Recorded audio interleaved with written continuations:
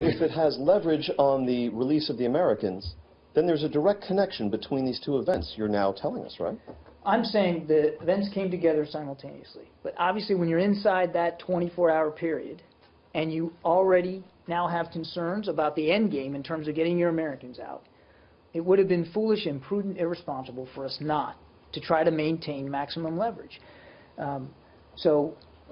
If you're asking me was there a connection in that regard at the end game, I'm not going to deny that.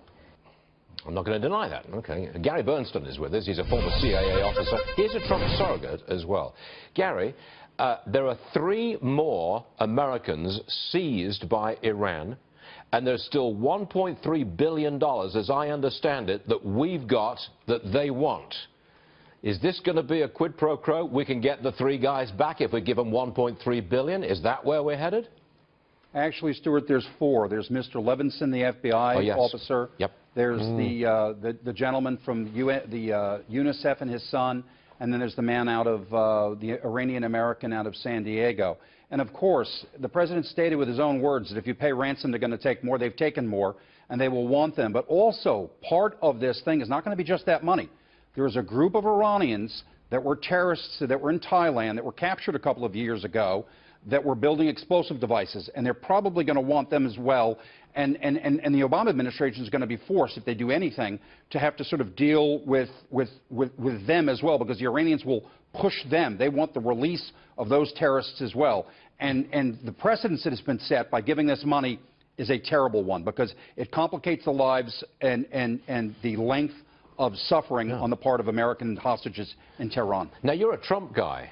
Will Mr. Trump exploit this? Surely this is ammunition, easily, I hate to use the word exploitable, but usable by Donald Trump. Will he do it? Well, clearly, you know, the campaign will make statements just demonstrating that this is, you know, just poor handling of national security. They're not going to exploit it, of course, because the point of the matter is people on the Trump campaign, their desires to get the return of these Americans in a way that's consistent with sound national security practices and not paying ransom. And there's ways to do that. Look, we recovered the hostages during the Afghan war, the Shelter Now International hostages. I was involved in that heavily. We didn't pay a ransom, and we rescued 8 people that were being held by the Taliban. So this can be done.